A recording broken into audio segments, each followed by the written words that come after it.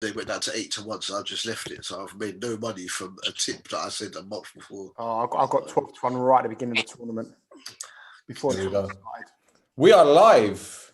We are absolutely live. Welcome to another edition of the No Choftes podcast, the last European Championships podcast until next European Championships, I guess. I'm your host, Stel. I have got Steve Eyre, Rhodri Giggs, Dubul Dee from the D&D Footy Factory, Mike Pieri, and Steve Shaw, the winner of our European Championships auction. Well done, it was lad. a close one. It was a close one, but you did it. And do you know who won it for you? You. What do you mean, me? You got me Belgium's right back when no one was going to sign him. And he got me 15 points from the off. No, it was fucking... Let's get my fucking book out with the points. Motherfucker. I had the name on the tip of my tongue here. The person that won it for you was... Well, it was Harry Kane, because when I was doing the points at first... No, it wasn't Harry Kane. You didn't know Harry Kane. It was Raheem Sterling. Raheem Sterling won it for you because he had a gargantuan tournament. And Mason Mount got you 19 points. Meunier got you 29. And yeah. And I must admit, are you happy? I'm always happy to win something. I'm an Arsenal fan. It's very rare that happens now. You're going to get all the Arsenal fans now terrorising. You're not a proper fan. You're not a proper fan. You don't respect us. You weren't there. No, I'm not even going to start on that. Don't get me started on Arsenal fans. No. We don't do that. We don't do that. Anyway, gentlemen, welcome. Steve, how you doing? Steve Eyre, how you doing? I'm really good. Are you still? Yeah, all good, mate. Well done for your TalkSport gig the other day. What TalkSport? Yeah. Yeah, it was good in the morning. Yeah, I was well looked after and didn't have far to go because it was a live broadcast, but it was at Hotel Football. Oh, really? So, yeah. Okay, so Gary Neville allowed them okay. Yeah, so it was just 15 minutes early start, but Trevor Sinclair, Tony Cascarino, Natalie Sawyer, and I really, really enjoyed it. Yeah, it was good. Excellent. Wonderful. Rhodri, you good? Yeah, I'm good, mate. You? Yeah, absolutely fine, my friend. Love the baseball cap. Yeah, good night last night. Absolutely. But we'll go into that in just a moment. And Oh, wow. Dubul Dee. What's going on, brother? Yeah, I've just realised that the D at the beginning should be at the end of road. Road man. Oh, look at this guy. Oh, so when I wear a hat, I'm a road man. When Rhodri wears one, Rhodri's hat looks nice, yeah? Yes, but you've got your Craig David hat going on, man. I'm expecting you to sing 7 days for me, whereas Rhodri's got a bright red cap. Mind you, Rhodri could pass off as a blood, I guess, you know. he's red in a city of red and blue. Steve Ayre's the Crip.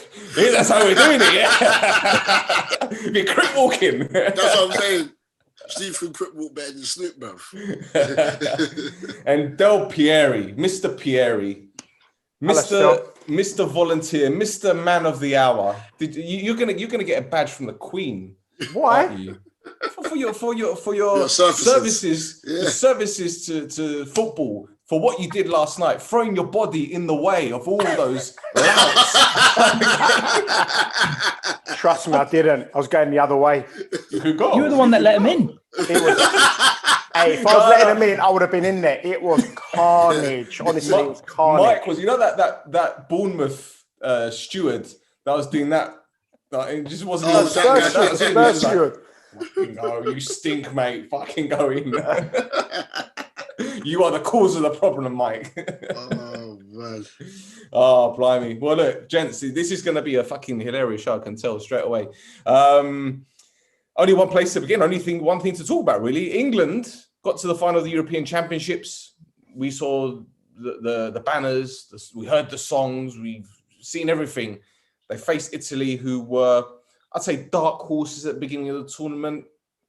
They didn't have stellar names, not massive names, but we knew that they had the point to prove, given they didn't qualify for World Cup 2018. They started the tournament like a house on fire. They reached the final. They beat England on penalties. Steve, you said that it would go the distance, but England would win on penalties. Yes. Before we talk about the shootout, which I'm sure we're going to go into at great length, when you saw England's lineup, three at the back, wing backs, what were your first thoughts?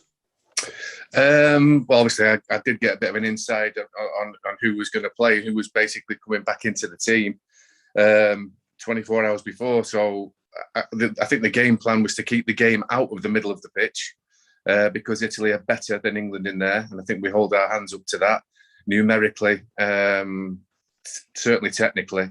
And I think England were going to try and attack down the flanks. And I think the idea was to give some width, try and draw the fullbacks to our wing backs, and hopefully leave Bonucci and Cellini isolated around space. But that actually was a fantastic game plan for about 25 minutes of the contest, and that's all, in my opinion. So, when you saw Kieran Trippier on the team sheet, yeah, obviously you know him absolutely. Yeah. You know, you're thrilled. Yeah.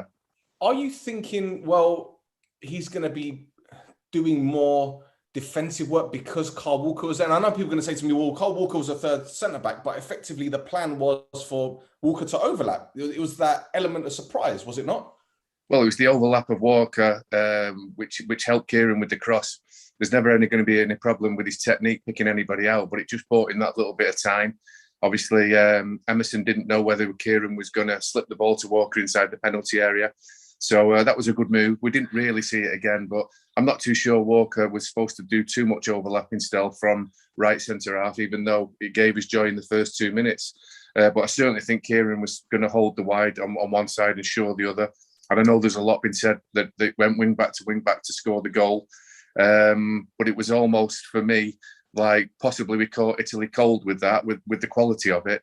But they quickly reorganised. They got to grips with it. They levelled the contest before they scored in terms of possession each. And then Mancini made some fantastic subs where Gareth Southgate didn't, and they took the game over completely. So I was delighted to see Kieran playing, answering that question. But there was so little else going on for us as an attacking thing in terms of Harry Kane not having one single touch in the penalty area, no passes from Declan Rice forward.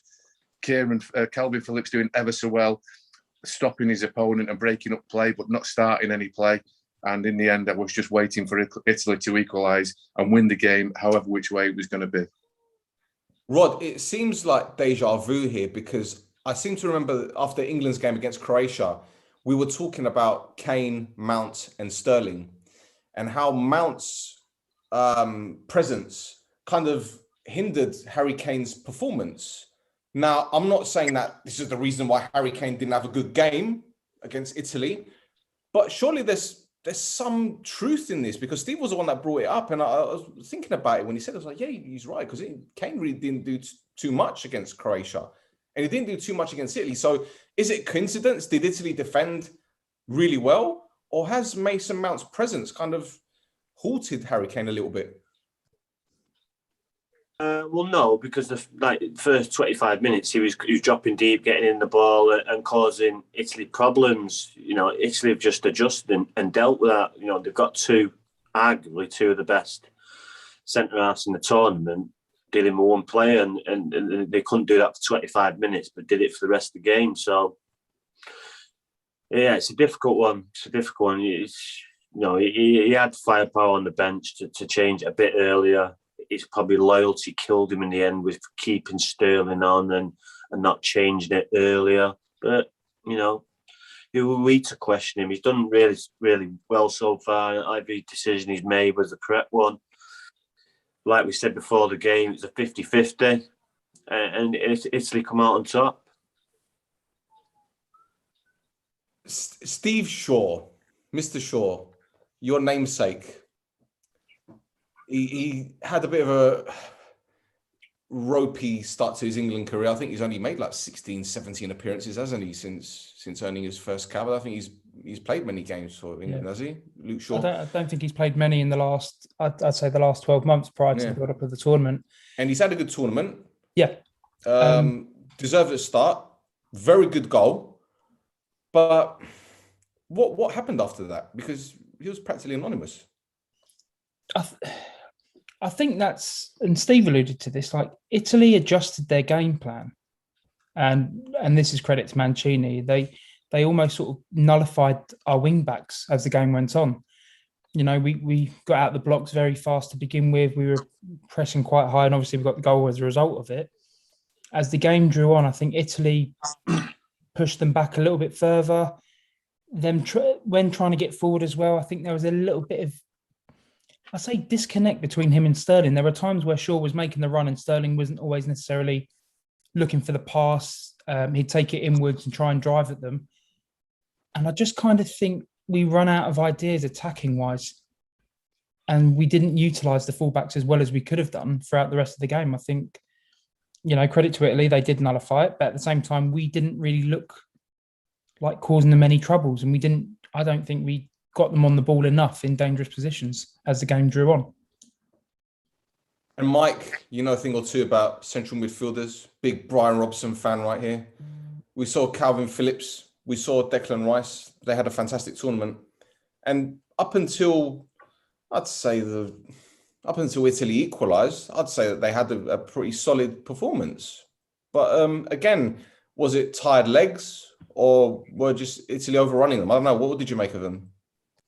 I think the formation didn't help either of them play to their strengths. I think they play better if they're in a 4-2-3-1 formation where they're just sitting there and then allowing forward players to then therefore attack.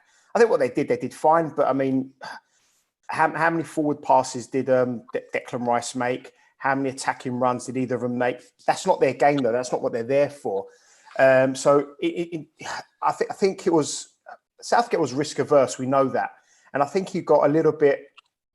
Look at, obviously hindsight's always wonderful, but if you look at it, I think he got a little bit obsessed with how they beat Germany, playing with a false nine, and therefore Kane dropping off. So Kane dropping off, there's more people in that midfield, and you're too close to Declan Rice and Calvin Phillips. They just need to play their game in front of the back four, get the ball, give it to the players ahead of them in order to, one, look good because they're playing those forward passes to the attacking players, but also being able to protect that back four. I just felt that it wasn't a game that highlighted their strengths, even though I don't think they played bad, but they didn't give anything offensively or creatively to the game. And Double D, last show we did, I was asking, well, are England going to go with three in the middle of the park with Jordan Henderson? Obviously, that didn't happen, but they did change their system. Now, going back to what Steve said about the overlapping wing backs, as soon as England took the lead, that kind of went out the window. I expected England to get one and then get a second and then get a third, because the way that they started, I thought the game would be in the bag by half an hour if they continue playing that way. Yeah, but exactly. As the game grew, England stood off. Now, was that because of the system, or should I say what Southgate had told them? If you go ahead, then just play this catenaccio. Play like their own game. Although we did see a bit of catenaccio, as what's the name from Joe? Anyway, I'm not going to go into that. But yeah, so or was it a change in Italy's system that forced England to back off? Sometimes in a football match, you can score too early. And I think that's what happened with England, because the start was so ironic, because Maguire's had a mare to concede the corner. So you're thinking, oh my God. I blame Pickford.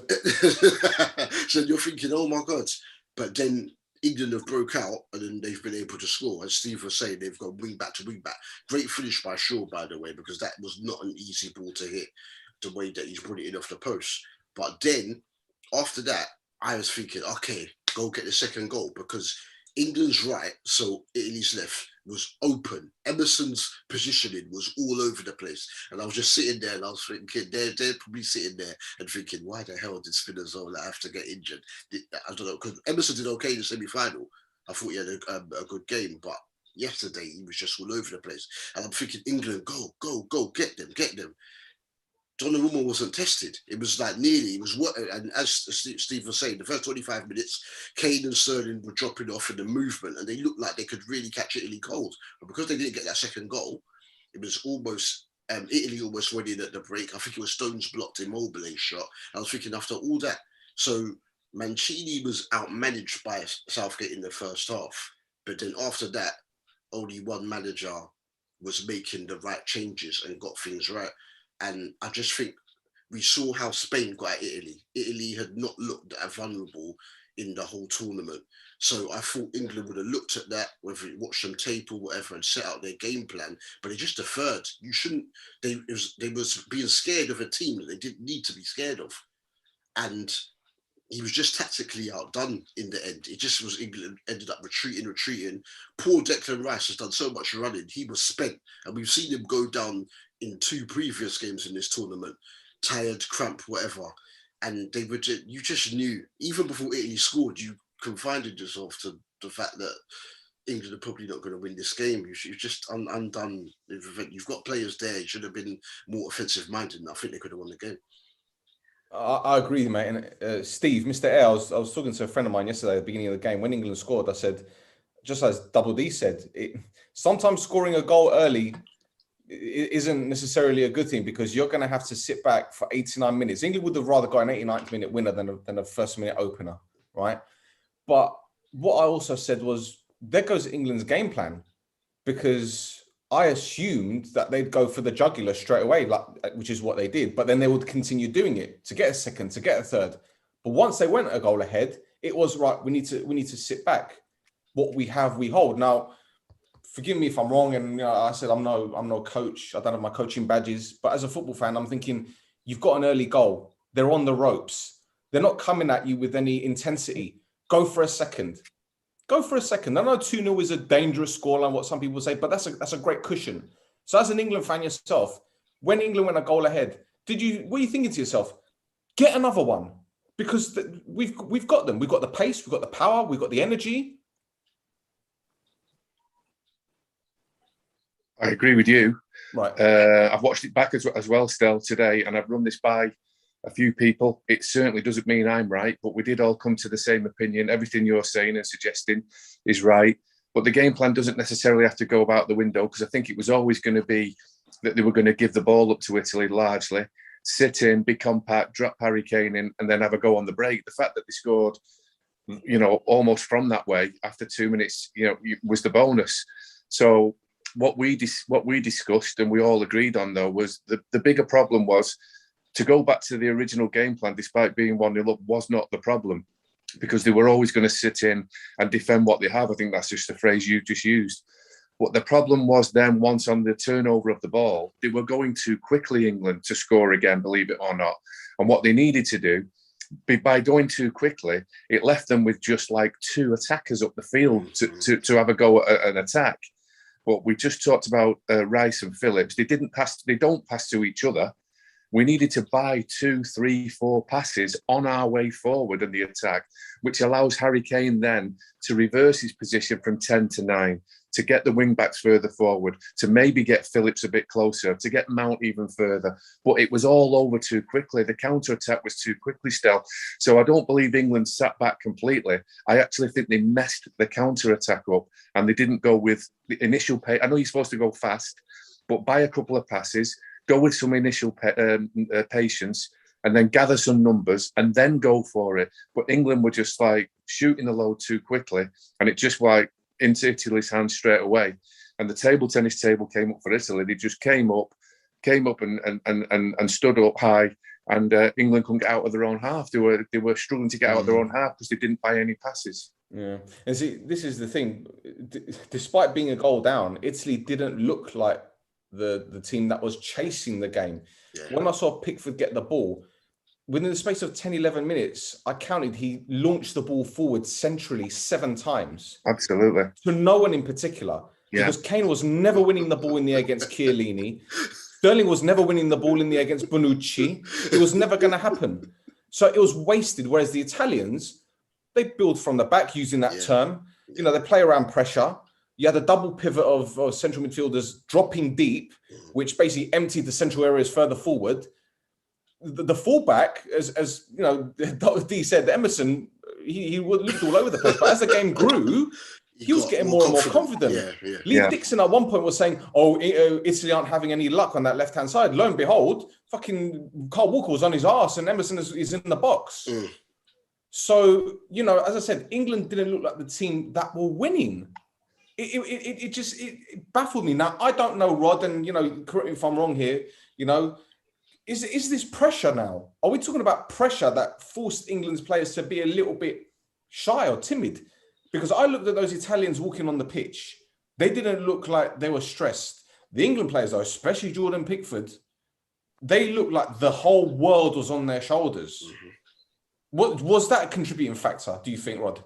Well, you got to think in that have they put that down as a strategy, put Pickford under pressure so he does what he does, and they just get the ball back really easily. That could be one of the ways that they've designed it. But yeah, it's not good, is it? When you bring them stats up 7 times and just kicking it, just basically giving the ball away. And he supposedly, got the golden gloves as well, didn't he, of the tournament? So, and I don't know how that works. When Donnarumma got the player of the tournament. So, it's. I'm pretty sure that they've talked about it and they've said what's happened. Pickford, give it Pickford and put pressure on him. He'll just kick the ball aimlessly and we'll get the ball back and then we can attack. Because Harry Kane was dropping too deep. Like you say, he's got no chance against Bonucci and Chiellini. He was coming through the back of him. He was dragging him out of the way. So if you're going to be doing that, you've got to be going wide, but you've got to be, you've got to be precise. And Pickford just wasn't. It was just too wild and just giving the ball away. And that just breeds pressure because they're just coming straight back onto you. And eventually they're not going to panic. Why would they panic? They've been in that situation before. So they didn't look like they were panicked, like you said. So they're a good team and they just trusted themselves and they didn't panic.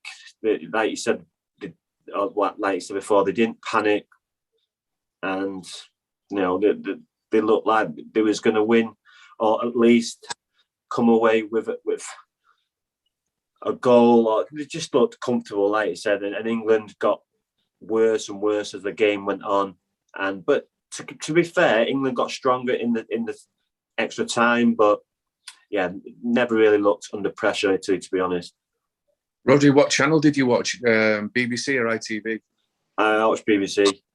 Because I don't know if you'd have picked up on this, but I mean, obviously the commentators aren't playing, but the whole atmosphere was like nervous and edgy. I mean, They're not the ones on the pitch, but 62 minutes it was, and you could hear the England crowd trying to get behind the team and pick them back up. And the commentator, who did well to be fair, but he goes, "Oh, it's a bit early to be singing the carnival songs, like tapering everything down." Then it was like, "Oh no, we're in extra time." And then Gary Lineker goes, "Oh no, I can't believe it. We're at penalties."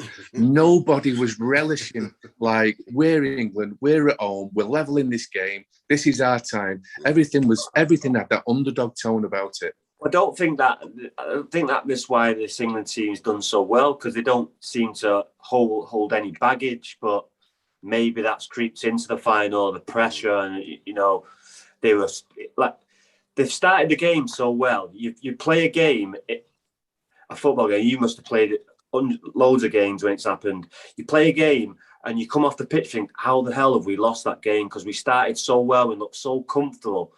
Even in the first 25 minutes, but I thought Mancini looked worried for 45 minutes. He was constantly chatting to the players, constantly arguing, constantly, his gestures. So he was under pressure. He just wanted to get him in at half time, have a chat with him, and they've come out and then they've just dominated really the second half. So, but yeah, it's just, it was a 50-50 game. And I do think that the pressure, the stuff that you were saying did creep into the players and panic. It's got to be the 4 or 5 subs that Italy made though that brought energy and belief to them. And we just carried on with our, as you quite rightly said, Kane and Sterling. It would have been really brave to bring them off the tournament they've had, the status they've had. But Sterling was clearly having one of his quiet games, and as it's turned out, wasn't even going to take a penalty. Wasn't on the list. And Kane was shocked probably for the work that he put in the previous game. But Italy just went off, on, and just injected all the time. find it difficult to say that Sterling wasn't in the top, at least the top 5. That penalty. We'll talk about that in a minute. Don't go too far ahead. All right. Don't go too far ahead because we haven't spoken about Italy equalising yet. And I'm going to go to D with this one because Steve made a really good point about Italy's substitutions and the timing of it. It was Barella and Immobile that went off. And you and I were speaking about Immobile during the game. And I think it was 6 or 7 times where I was saying to you, this guy, composure, he was just wayward passing. Yeah. Even like a 2-yard pass, he couldn't do that right. And I was like, get him off as soon as you can, because he's going to cost you. Lo and behold, they took him off. And I think, Berardi, who I don't really rate too highly, as you remember from the stream, he had a really good game. Cristante was phenomenal in the middle of the park. Good were they the changes that Italy made that swung the game their way, you think? Yeah. But Mancini's in-game management has been brilliant all throughout the tournament. Because if he never made the substitutions he made in the semi-final, Spain would have beat them, because Italy were running around like headless chickens for part of that semi-final. But yeah, the changes were huge. What I'm disappointed with England is the fact that because Jorginho took that early knock and I thought he was going to come off, get in there and give him a few stiff challenges. You get what I'm saying? Because Italy did not pet to pull people down and go in hard and that. And the changes, but yeah, Mancini, they did well, because as Rhodri was saying, in the first half, Mancini he was up off his seat, sit down, whatnot. He didn't know what was going on, because he was thinking, I've got this far, I'm going to perform poorly now. But as you said, Stel, Immobile wasn't good enough, though he almost scored. That's Barella's worst game of the tournament. And Insigne, I think in 9 years of watching, I think that's the worst I've ever seen Lorenzo Insigne play. He was absolutely atrocious. And so all these people played so poorly for it, and England never took advantage of it. So credit to Mancini for making the changes that he did, because they had more. Though there was a small period in the first extra time period where Grealish and Sterling were some decent movement on the side. Shaw was trying to get up, and then there was one when Grealish pulled a couple of defenders, could have backhilled it. So I tried to backhill it, and then it went off. But yeah, he was just outmanaged.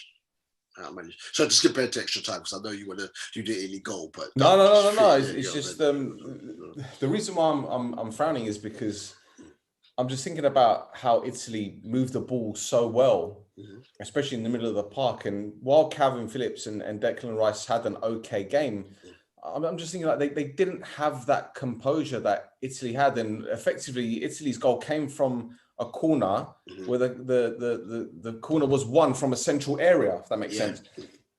And Steve, Mr. Shaw, if you're looking at England defensively, when you got John Stones, you got Harry Maguire, you got big players in there height wise, and they just failed to deal with that. Totally. Was it Declan Rice that was meant to be marking Bonucci, or was it Stones? I think it was Rice, because he didn't follow it through. Right. Because Kane was on the line at the time. Yeah. I think England invited too much pressure on, and I know we've talked about it throughout, and we've alluded to it about scoring too early, game plans going out the window.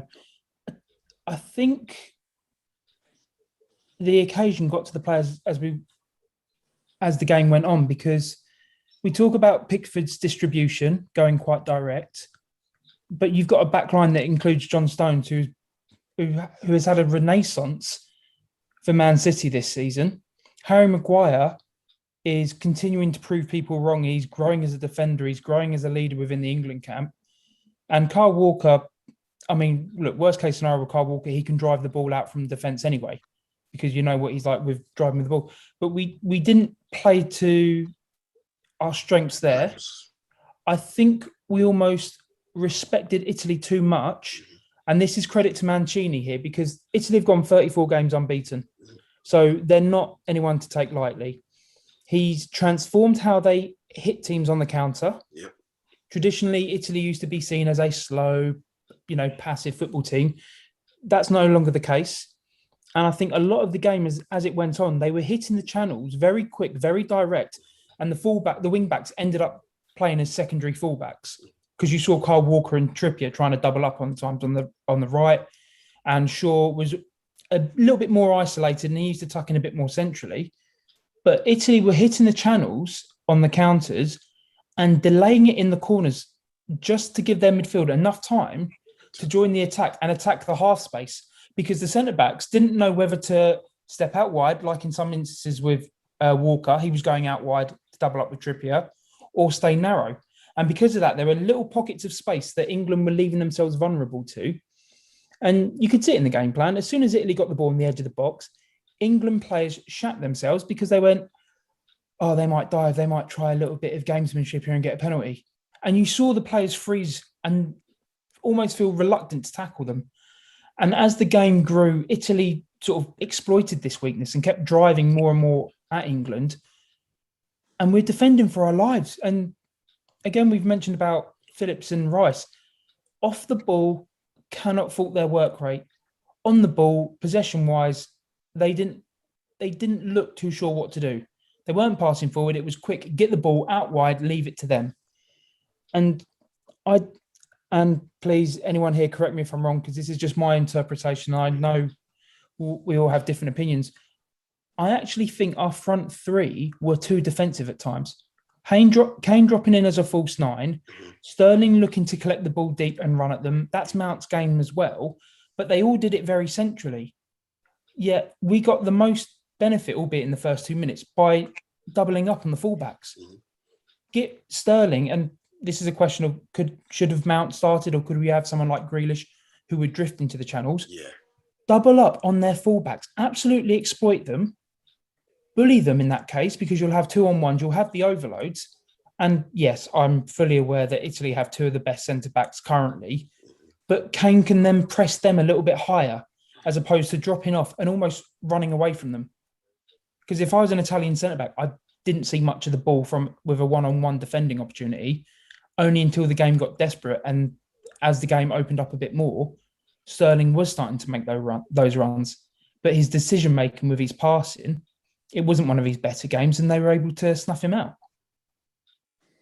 Going back to what you're saying about the goal, though, we did invite too much pressure on as the game went on, and I think England almost sort of didn't believe in themselves to take the game to Italy.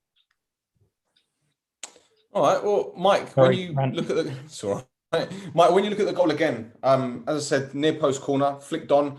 I think Jorginho was the one that made Pickford have to basically do a starman and stop the ball from going out. And there was Bonucci with Harry Kane on the line, of all people. A scrappy goal. If you're Italian, you don't give a shit. That's got them back in the game. But defensively, as I said before, it's a tall England team, and you'd think they'd know better.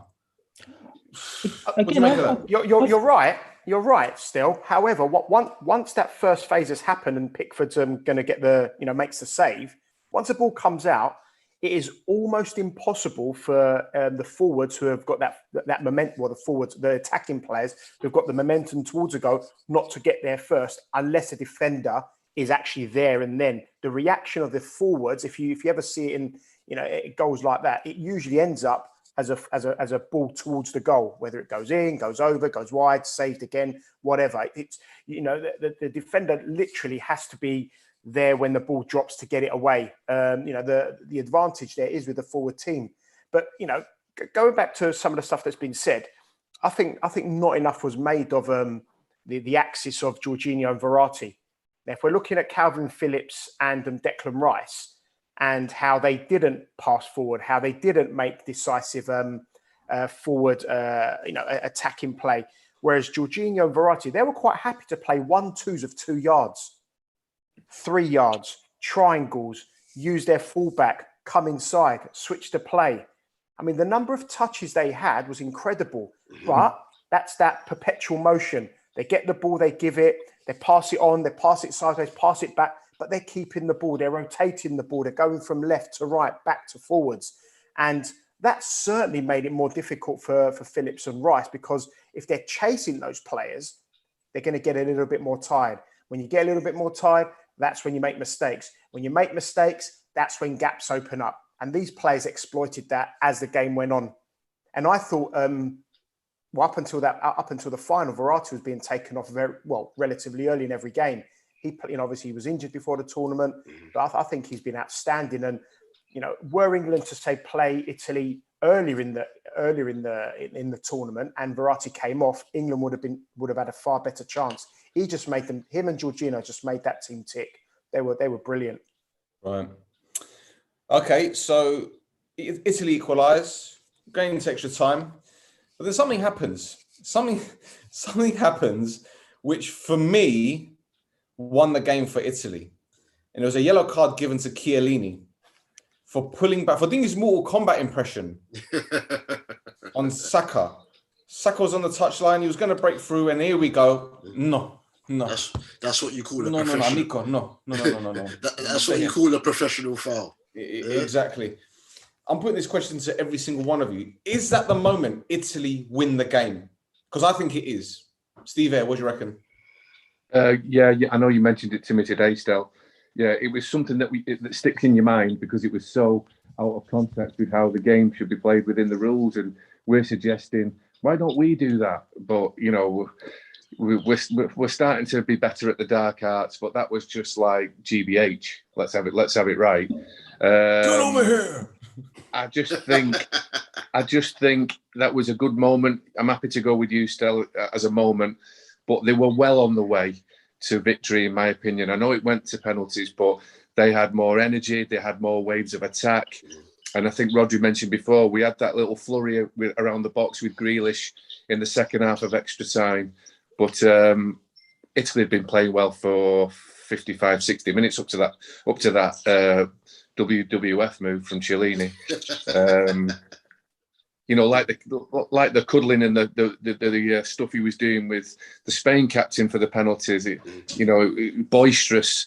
I'm not convinced it helps the results still, but the fact that they've won the game, maybe it did. So I'm not sure, mate. What are you saying there, obviously? Rhodri, what about your captain? Your captain, as you say. Did he win them the game by doing that? Or was it that smirk during the national anthem when the England fans were booing him?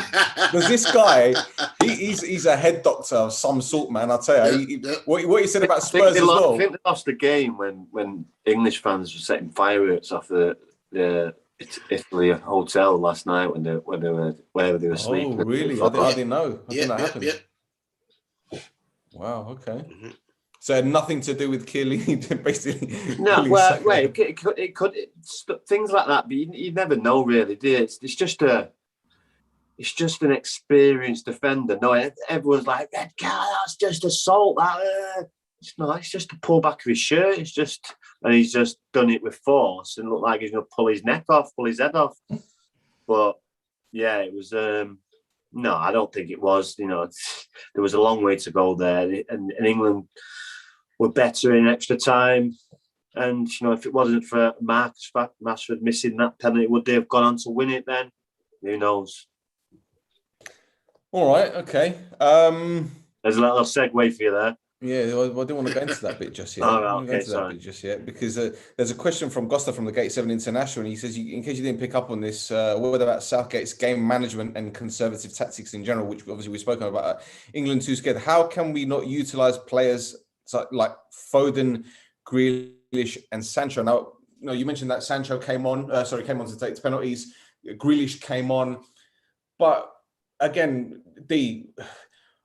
is Southgate in like a lose-lose situation here? Because if he doesn't play a system that the fans agree with and England lose, then he's the fall guy. If he doesn't bring on players at the right time, he's the fall guy. But at the same time, he's got to be brave. And I think as the tournament progressed, he was brave, I believe. I mean, at the beginning, I'm sure Steve will agree. I say that I didn't think at the beginning of the tournament, I didn't think Southgate was brave enough to make big decisions, but he wasn't afraid to take off Harry Kane. He wasn't afraid to switch things around and play different systems and play Harry Maguire, who hadn't played in months.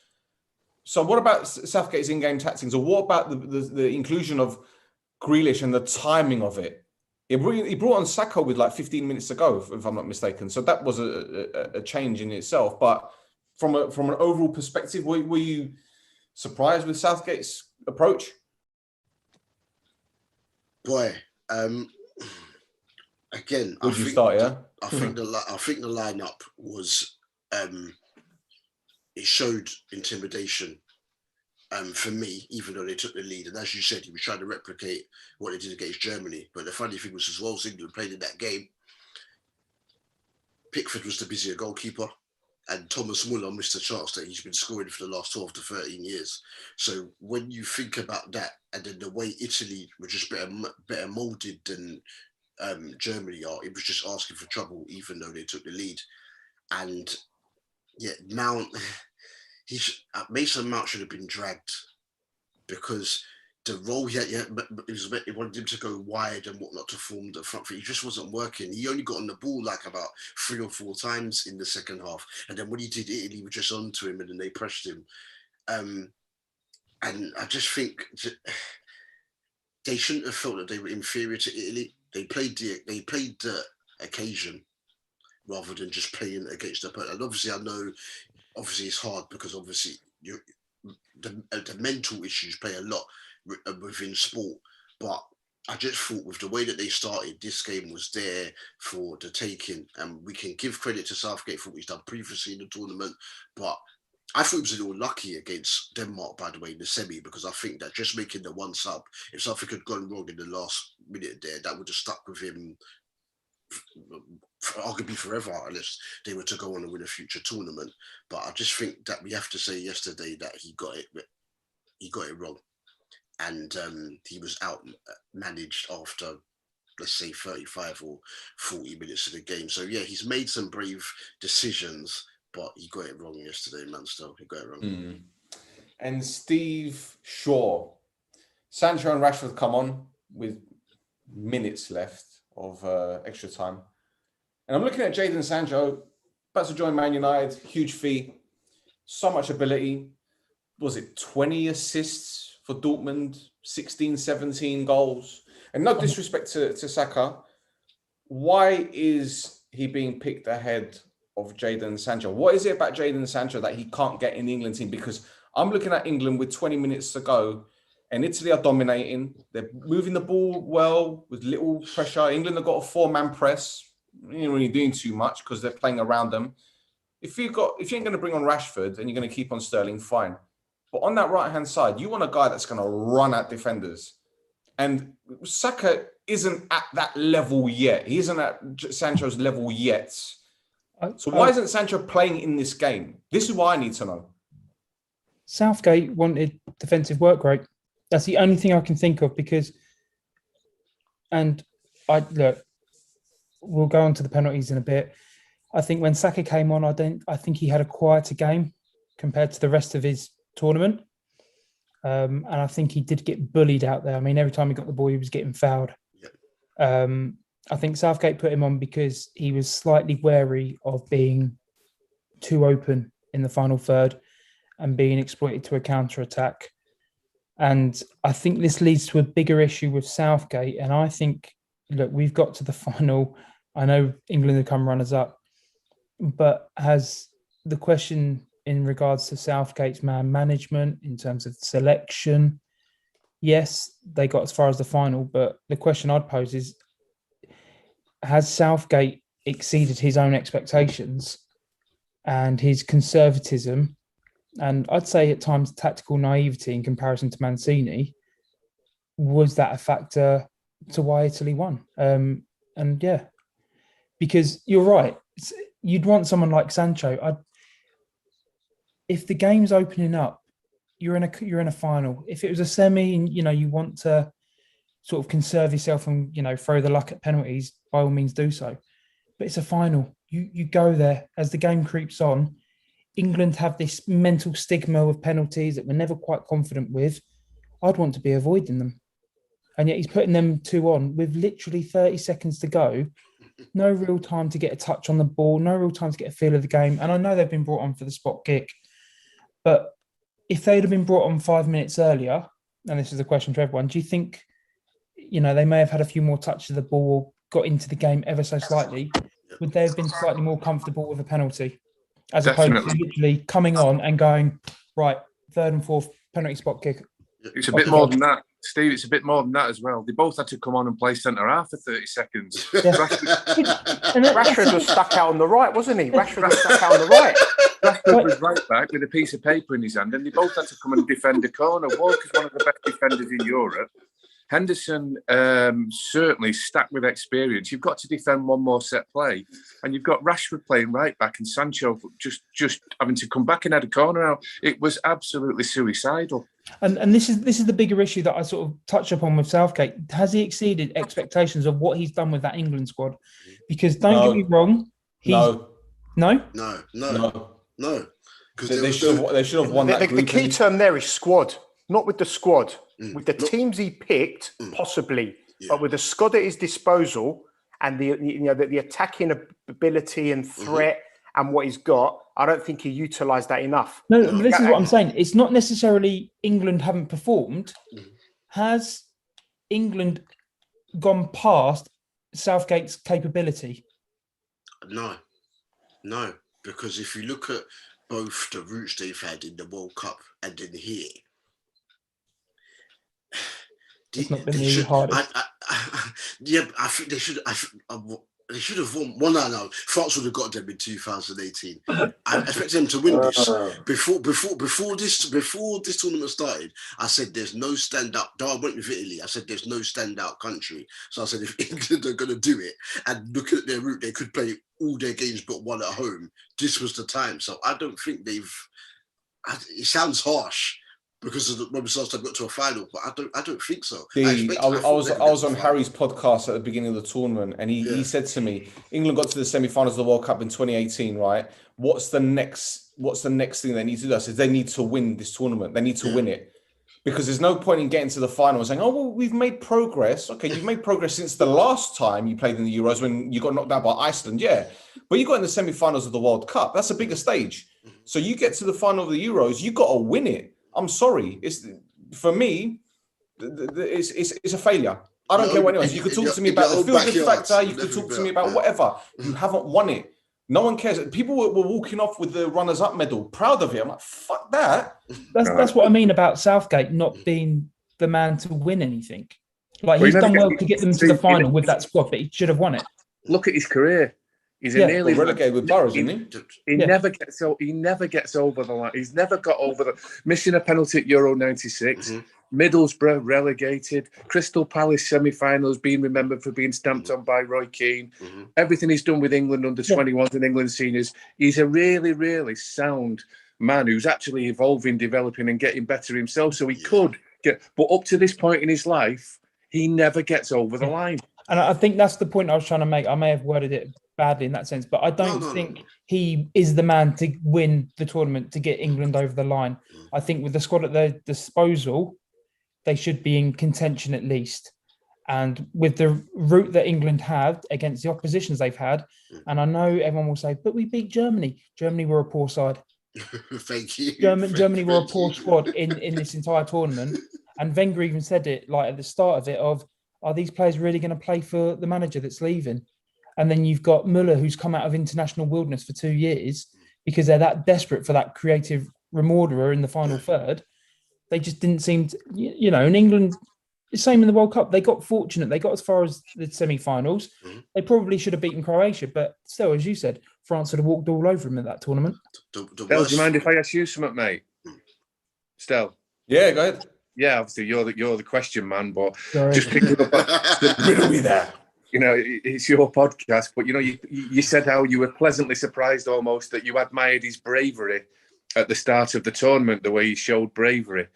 But I don't believe they were once in a lifetime opportunities in the group stages, because whatever's going to happen was going to happen at least 3 times, and we obviously expected more.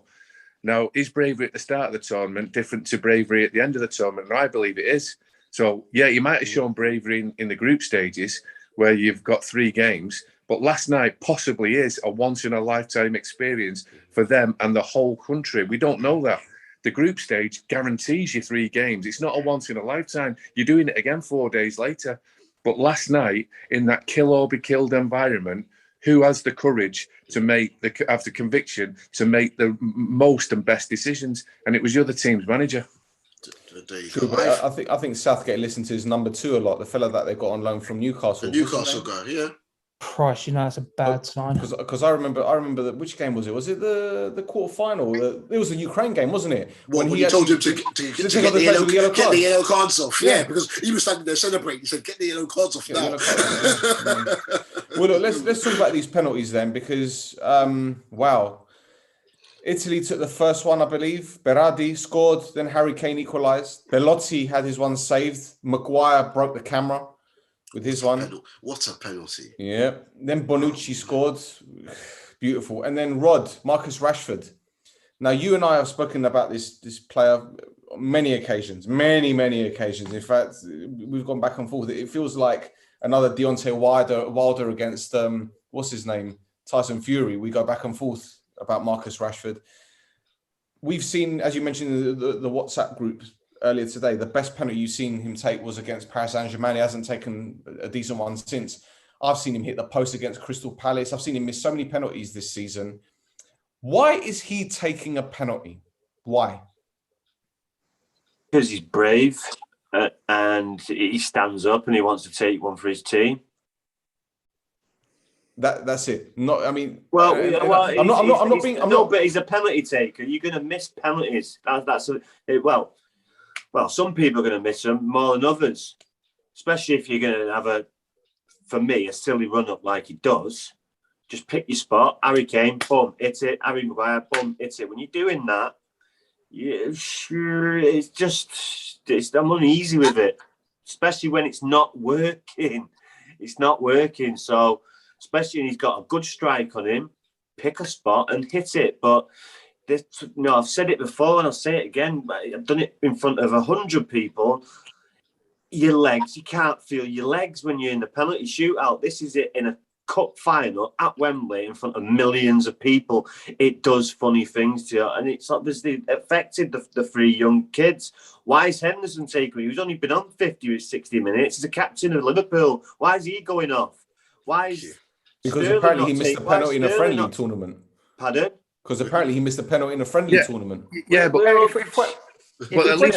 want your experienced players to stand up and say, right, I'm going to take them. But they've obviously gone through it in training, and the best penalty takers have gone through it. They've obviously gone through it. They're not going to not go through it.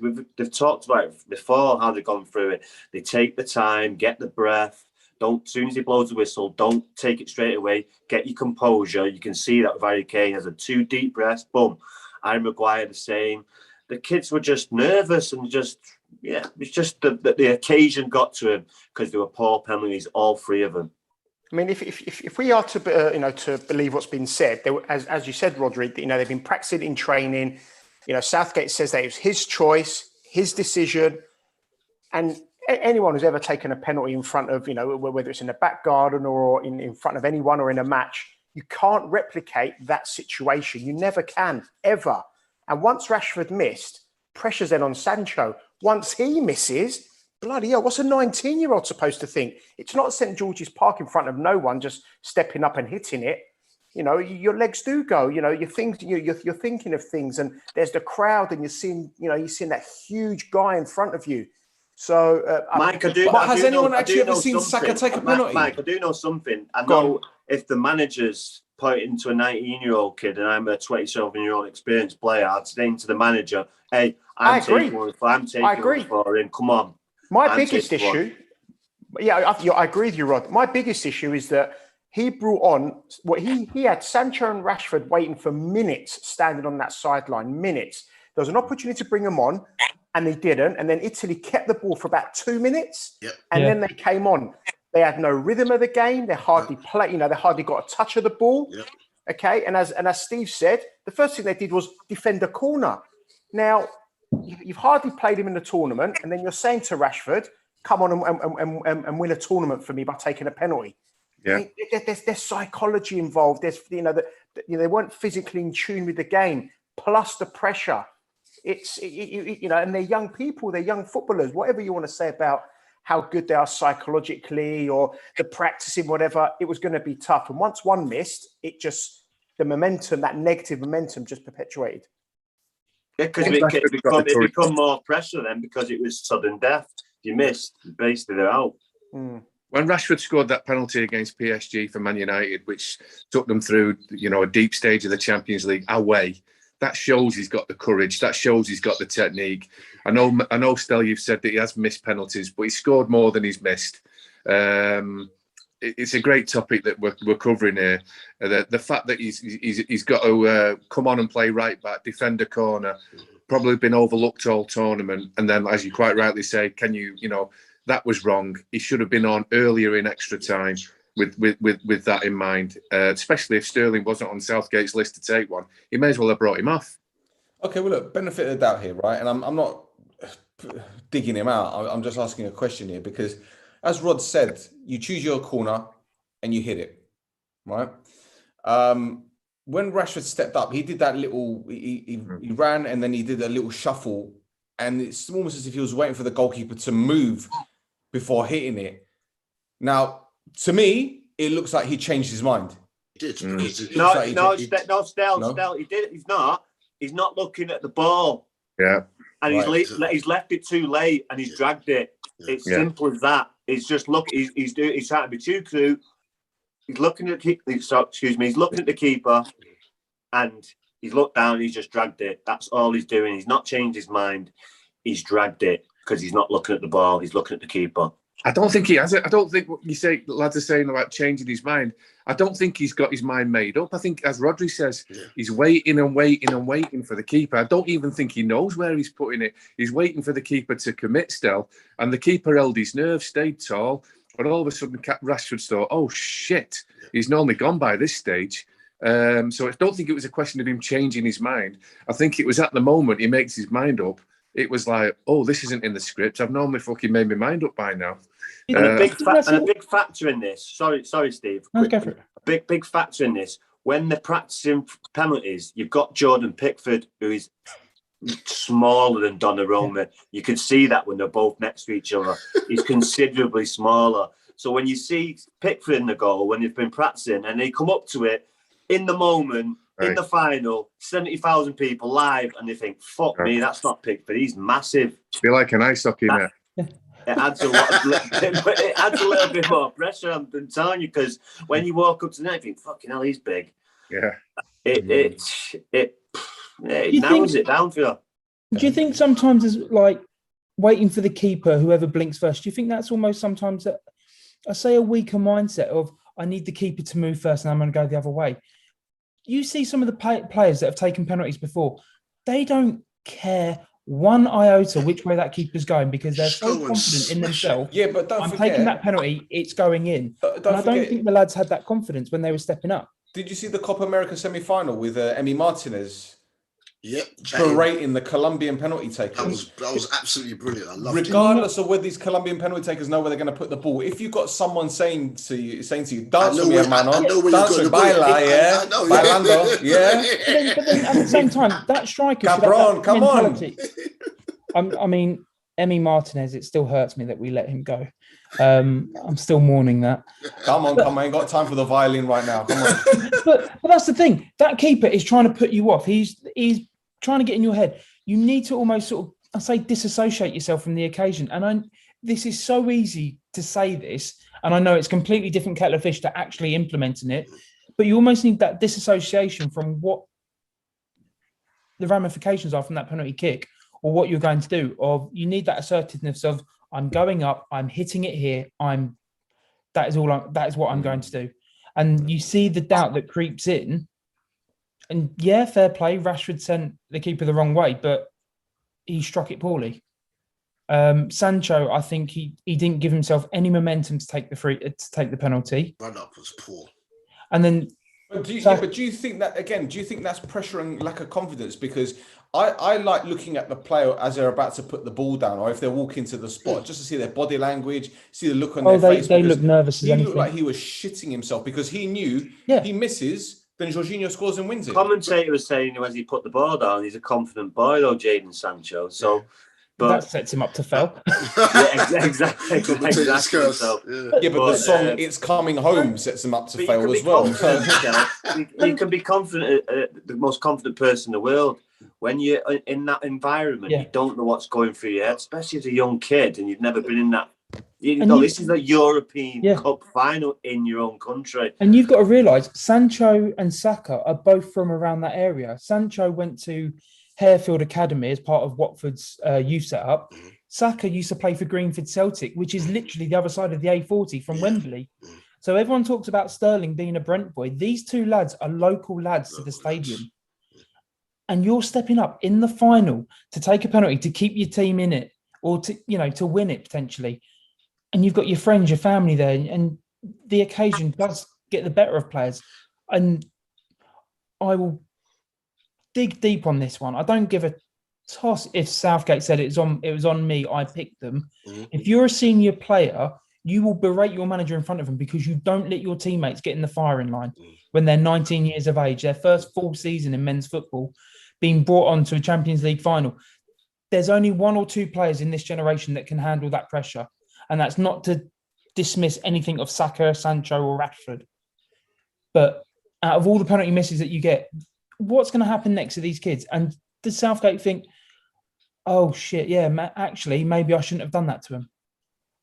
Stevie, the point you make about one of the senior players to say something, to say, I will take this instead. Who could it have been who was on the pitch at that time, who isn't themselves a young, inexperienced player anyway? There's three straight away. There's three Henderson, straight away. Henderson, Green. Henderson got dragged. Henderson got dragged. Yeah, Henderson was off the pitch. There's three straight away.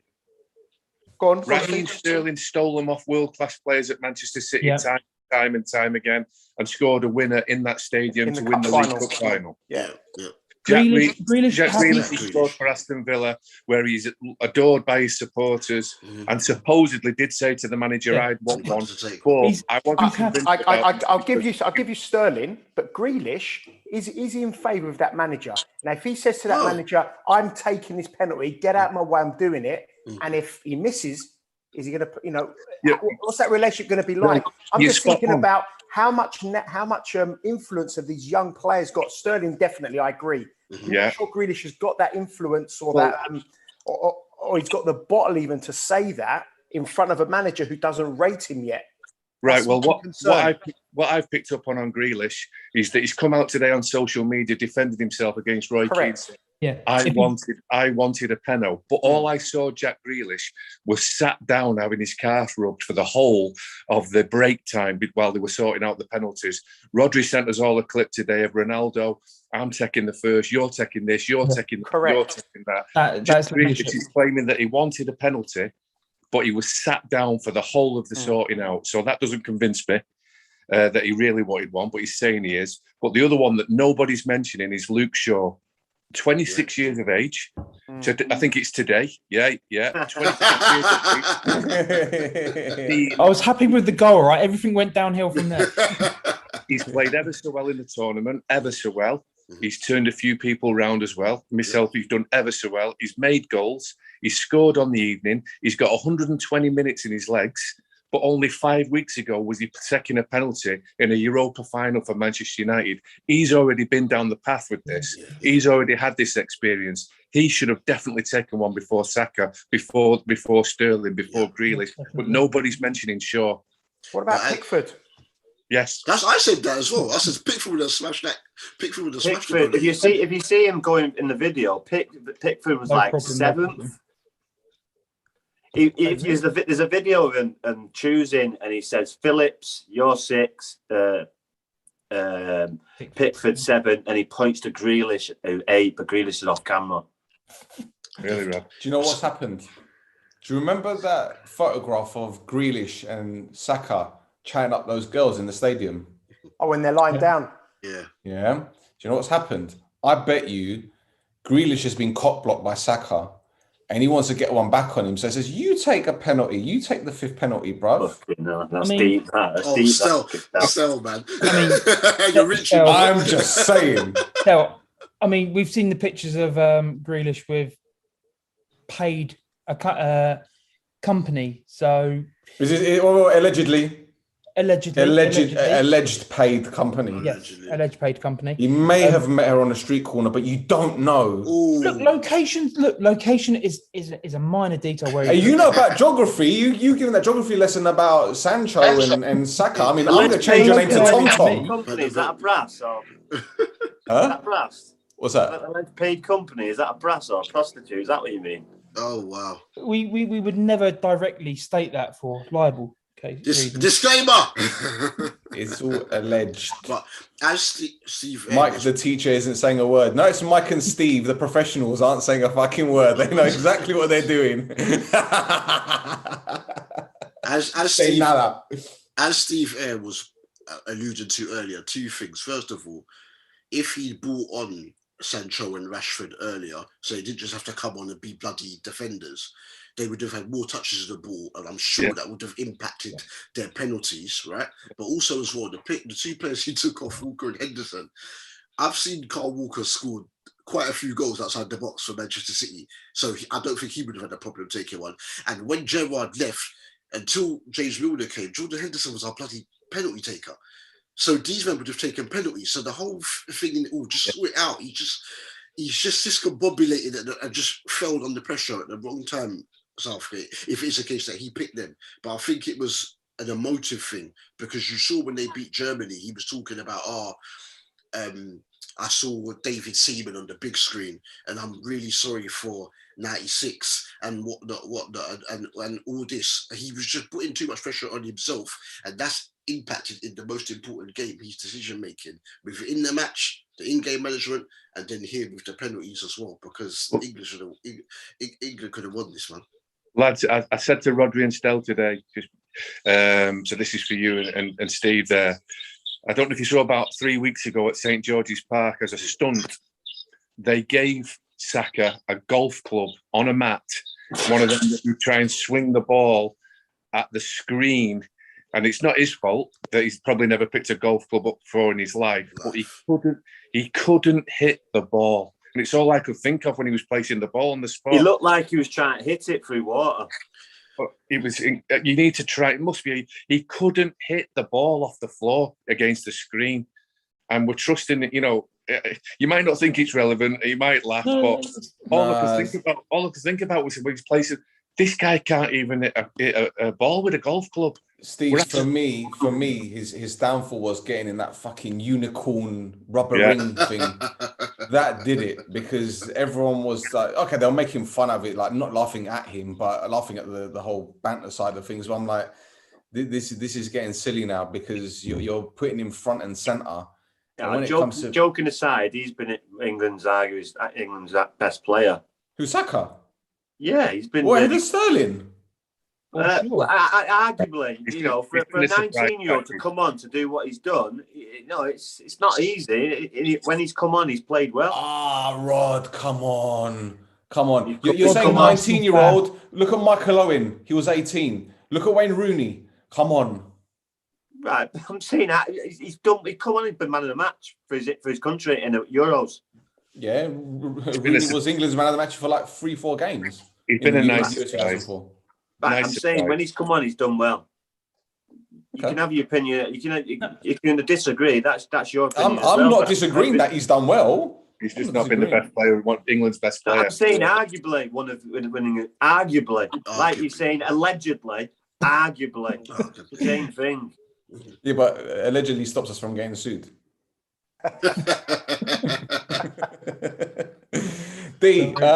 So final penalties. Jorginho has his one saved. I had the feeling he was going to miss. I had a feeling. But Saka, again, back to the lad. And I genuinely felt sorry for him. Because these things can make or break a footballer. Mm-hmm. They really can. And I knew straight away the moment he missed, the moment Rashford missed, the moment Sancho missed, they'd get the racial abuse, which we'll go into in just a bit. But you've got to credit him for having the balls to step up, regardless of when it was, whether it be the first or the last, middle, whatever. You've got to credit him for saying, right, I'll take one. I'll take one, because when are you ever going to get that opportunity ever in your life anyway? Let's be real.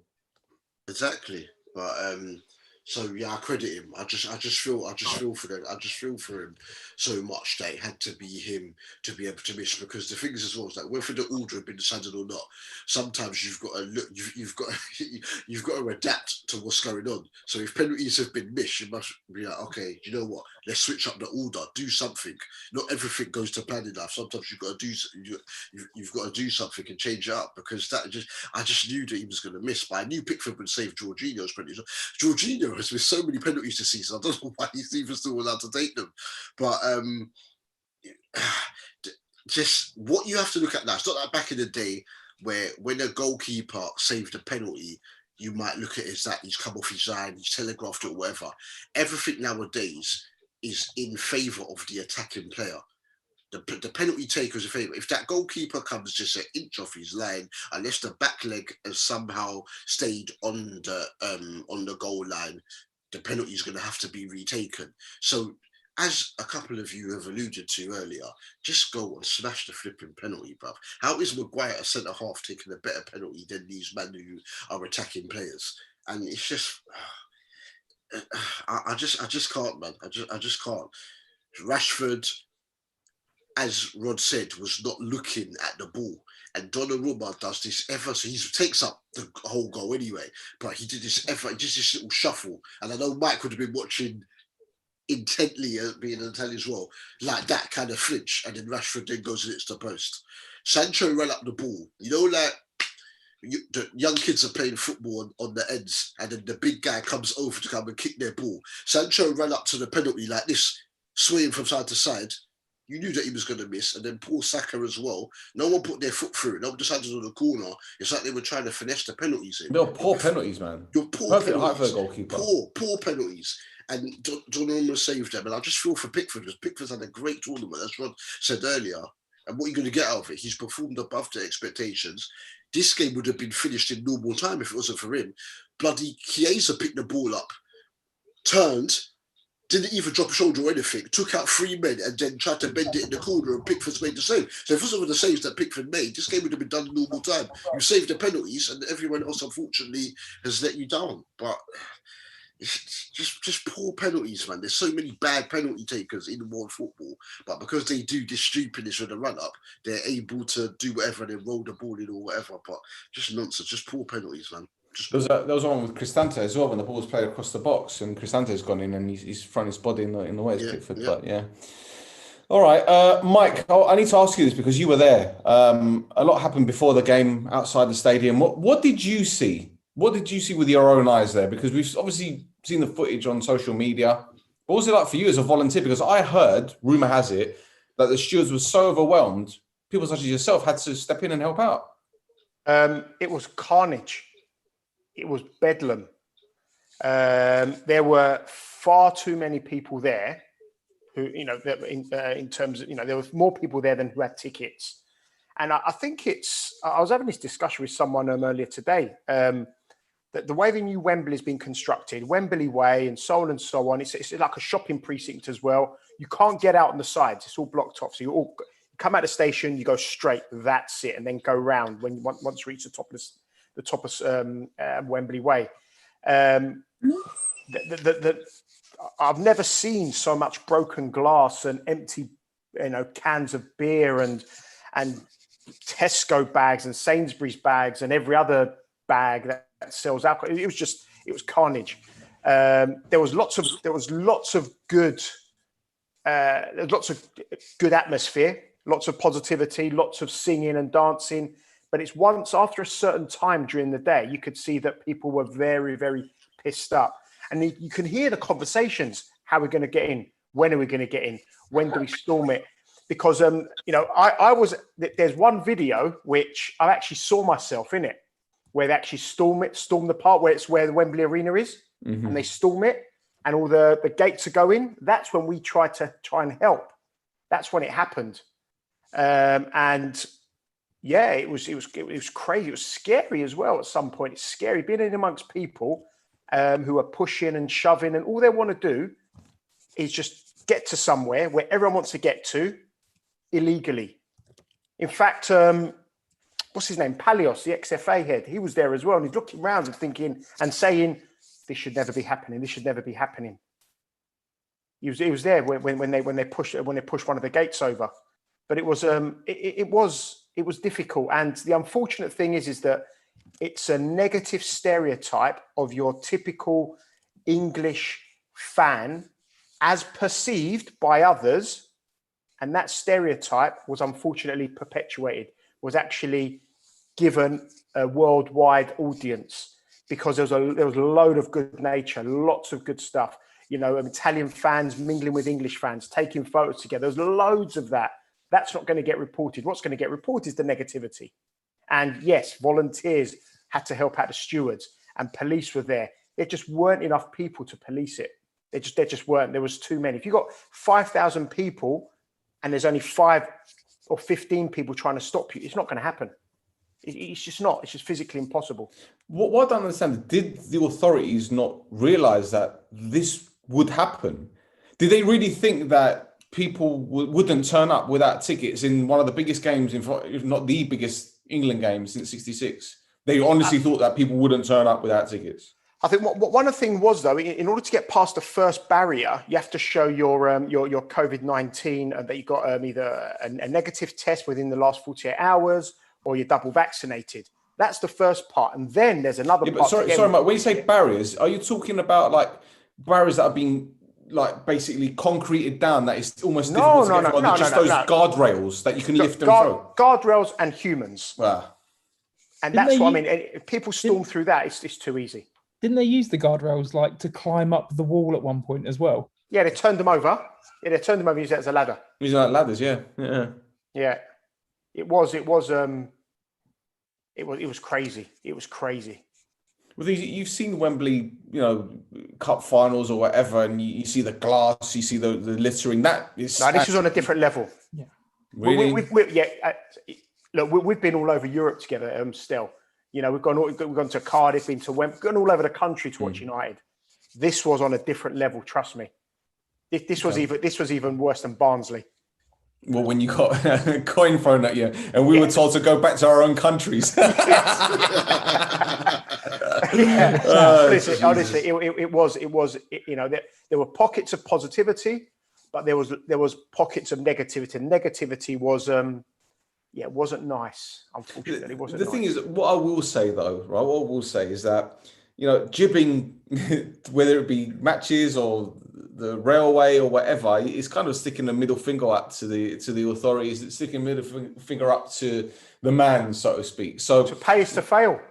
Well, this is it, and Rod, Steve, all the rest of you guys, we've seen it before at stadiums. We've seen it before, like someone getting really touched tight here. So when the turnstile is open, you go through. It's standard. And when you hear how much money are being spent on tickets, and then you hear someone's gone in and paid absolutely nothing, and they stood in the walkway. For me, it's like that's like a win. But at the same time, you've got to focus on the safety side of things and forget COVID. That goes out the window, because when you have the guy from, is it the FIFA president or the UEFA president was at the Copa America final in Brazil, and then he flew from a red, what's it called? Country. Huh? He was on Brazil's on the red list, and he's on a red list, and he's flown to England overnight, and he's gone to the game. He hasn't had to self-isolate. How does that fucking make sense? But what was I saying? Forget the COVID side of things. The safety aspect. We've heard about Hillsborough. We've seen what's happened in the past. And okay, I know it's nothing like Hillsborough. It's not to that extent whatsoever. But I'm just use that as an example. But what can you say to people that have gone in? Do you say well done because you're an opportunist, or do you say you're an arsehole because other people have paid? Which way do you see it? Because for me, I'm like, well, I know how much Wembley tickets are. And for a final, if you can get in and manage to watch the game without anyone saying anything to you, it's like robbing a bank, right? The easy answer to that question is that it wasn't a full stadium. Yeah. That's the easy answer. There's 20,000 empty seats, apparently. But then when you look around, and certainly it happened with the Denmark game, there wasn't only 60,000 there. There was more 70,000, if not more. But no one was sitting down anyway. Everyone stands. Everyone was standing. Yeah, 3 people to a seat. Rod, what do you reckon? Good on them? Well, growing up from seen it. There is, there are professional jibbers. They just go there to jib in, to get in, and they are successful doing it. But this is just on Mike says, this is dangerous on a different scale when you barriers and it's just down to the government, police, and they should realise that this is going to happen. Have more police on horses to deter this. It's simple as that. Them stupid barriers, 15 people against 500 people, pissed up, drinking, and whatever else they're doing all day. They haven't got a frigging chance, and then you've got volunteers getting involved. It's just a joke. It's down to the government. It's as simple as that. They should produce proper policing. It's a flipping European Cup final, which the whole nations are involved in, and it's a Sunday night at 8 o'clock where people are going to be out from 11 o'clock, 10 o'clock drinking. So by the time it comes 7 o'clock, they don't give a frigging fuck who's there. They go and straight over the barriers. So if there's a police horse and a lot of policemen there with shields and riot gear on, they're going to think twice about it. But, they should have seen this coming. Instead, like Mike says, it's reported and goes around the world. Again, English fans just being English. Steve, what do you hear, or what do you think when you hear these things? Main Road wasn't anything like Wembley, Kippax and all that. I'm sure you might have known a few people that have got in the stadium without paying, but still, when it comes to the safety element, without sounding like a snowflake, there were children at Wembley. That's it. That's how I feel, Stel. Just listening to you, some great knowledge from you all there. I'm not consistent when I categorise this. I think the Wembley Stadium one, was it not United and Barcelona, where there was a record amount of jibbers who got in, so they say. Maybe I just heard that because it was obviously, Manchester lads telling stories, so I got to hear about it, but there was supposed to be obscene amount of numbers got in that ground that evening. But if it was us six, I'd turn a blind eye to it, because I think we're hardened football supporters. It's just the fact that you've just about to mention it, Stel. Children, women, pensioners, lads not necessarily like ourselves. It far outweighs what we are, where we would just see somebody jump in and think, oh, that's not ideal, but we'd probably turn a blind eye to it. But if you were taking, I've got 3 daughters myself, I've got an elderly father, it's not on, and especially with the tag and history of what British football has had over forever and a day, really, with Heysel and things like that. It's Hillsborough. No, not great, really. Stel, Yeah. and I was in Barcelona in '99. There was so many fake tickets and so many people jumping the fence. There was no way 90,000 people in Barcelona. It was the same deal there. It was scary though. It was scary at one point, because you're just looking around the ground and there's just no space, and just it is a scary at one point, because there are old people, kids, families there, and these people they're just groups of yobs just trying to just cause chaos. Yes, they're only trying to get in and watch the match, but they're not thinking about the people surrounding them who just come in just for a family day out, and they're just coming to jib it and just try and ruin someone's day. Selfish. Yeah. Yeah. But And, it is like I say, it is scary, because I remember it was halfway up Barcelona, so it was quite high, and it's scary. And the scenes yesterday, like Mike describes, kids they get flipping. It's not good. Rhodri, what would you do if somebody came and jibbed in a complete stranger, an adult? He jibbed in, you'd bought your ticket, and you find you stood at your seat, and he comes and joins you and shares your space at your seat. What would you do if you didn't know him? It depends, really.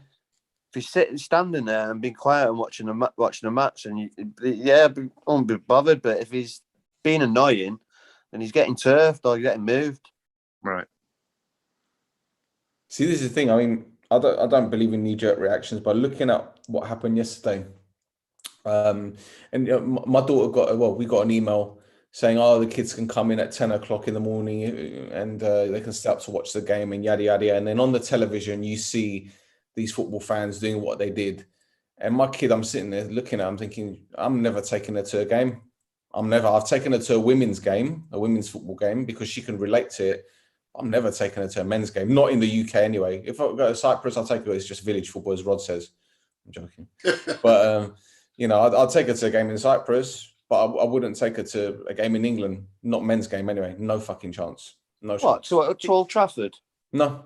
I mean, that's. But I haven't been to Old Trafford brink of since collapse. 2010, and I won't go back until the Glazers fuck off. That's another story. But I'd never, no. Did anyone see the video where they came into the stadium? Someone's video I where did. they came into the stadium and one guy runs in with a child in their arm. Oh, really? Yeah, watch some of the video, some of the footage. That video was taken by a volunteer inside, from what I understand, because it just went round.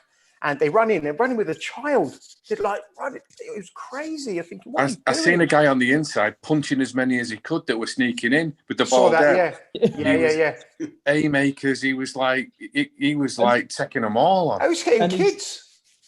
Wasn't he swearing at the stewards, going, "This is your job, smack"? Yeah, smash. Yeah. I don't know. Hey, I guess let's talk about this one then. The racist abuse, which was, I guess it was inevitable, wasn't it? It was inevitable. We've seen it how many times? I've lost count. And we hear the same story again. Oh, well, what can Twitter do? What can Facebook do? What can Instagram do? And I think we can just agree to disagree on this one, or just, I don't know what you guys think about this, but if it affects the people in question in the pockets, i.e. Twitter, Facebook, UEFA, if it affects their pockets, that's when they're going to do something. Am I right here? Yes, you're correct. Because that's effectively what it is, isn't it? If Twitter put out this new rule saying you need to provide ID, people stop subscribing or signing up because you can't use a monkey emoji, then obviously it's going to hit them in the pockets, because they ain't going to have enough people on the platform. People aren't going to be advertising. It's not going to be financially feasible to invest in Twitter. Make it law. This is where governments can actually do something. Yes, I agree. But look at what Priti Patel did. She was complaining, saying that players were a disgrace for taking the knee. They're a disgrace. And now she's condoning the racist abuse. Do you know, There's a hypocrisy. The taking the knee stance is an awkward one, because I do worry that it becomes nothing more than an empty gesture, because it has done nothing to stop the racism. And all it's done is causing more divisions. However, saying that, if I know now that if I took a knee before a football game, it boils the piss of a racist, I'll do it.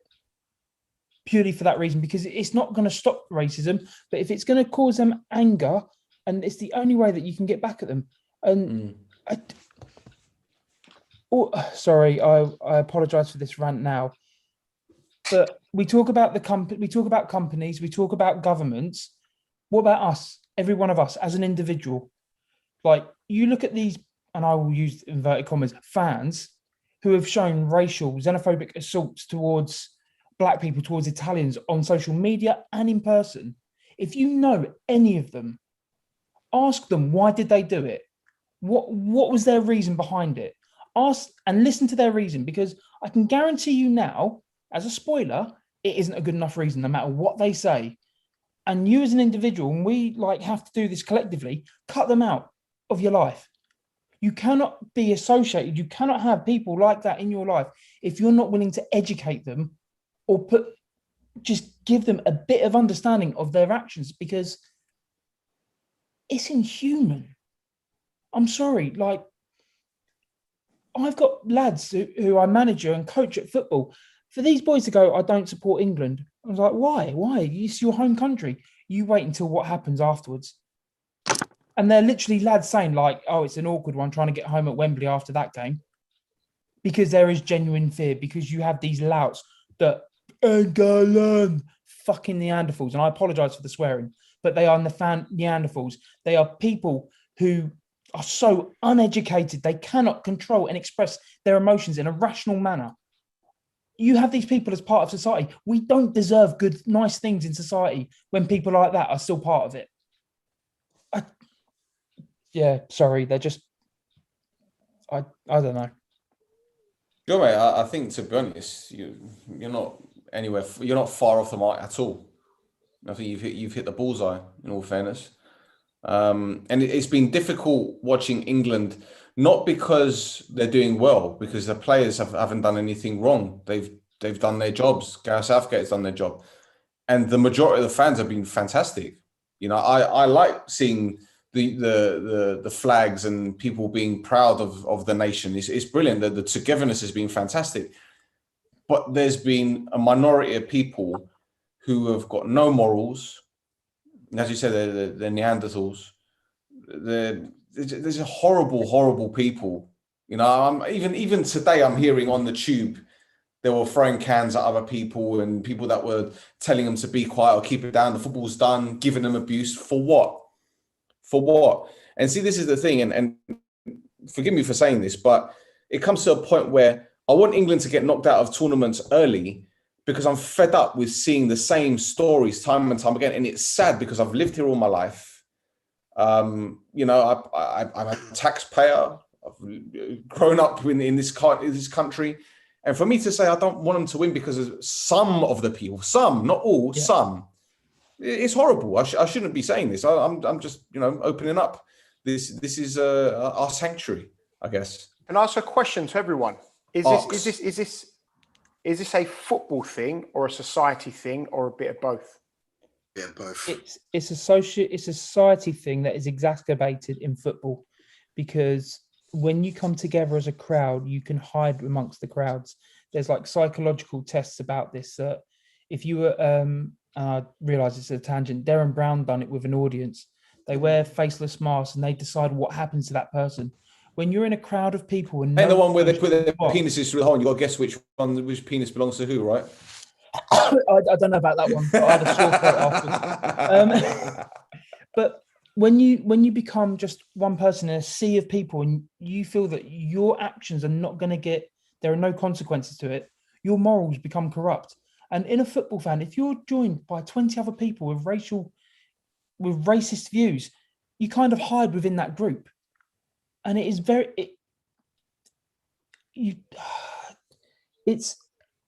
because you have the hooligans and because you have the crowds, when you bring people together, it can go one of two ways. It's the positivity. How many nights have all you gents, been at an away game or been at a game and you're hugging a stranger next to you because your team just scored a winning goal, or you've got those 3 points, or you've got a last-minute equaliser? How many times have you shared such positive emotions with randomers? And then at the same time, there's that teetering edge of where you have such negativity. Yeah, but how many times have you been to a nightclub abroad and you've heard people singing 2 World Wars, 1 World Cup? Like, I wouldn't know. Those are the people that we're talking about. Do you know what I mean? Sorry, had to make a lie. Just saying. No, you see it. I'm just saying. See it all the time. It's this hooliganism nature where they feel that if they're part of a crowd, they're unstoppable. But really, they're just scared, afraid individuals. You look at the root cause of racism. Why would someone hate someone else because of the colour of their skin? Because they're scared. Because they've got such insecurities about themselves. Anyone different to them, they perceive as a threat. That's the only thing I can think of. How can you dislike someone because of how they look, because of who they are? Unless they are a threat to you because you have such insecurities in your life as you as a person, you cannot control your emotions and you cannot control your self-esteem. Football is tribal, and that doesn't help. Football is tribal. I mean, when I was growing up, me and my brother, we used to go to England games. I remember going to England, Brazil, when R9 scored at the old Wembley. I went to England, Greece, when Greece got spanked 5-0. I happened to be in Poland when England were playing Poland, and this was the time when the penny dropped for me in terms of what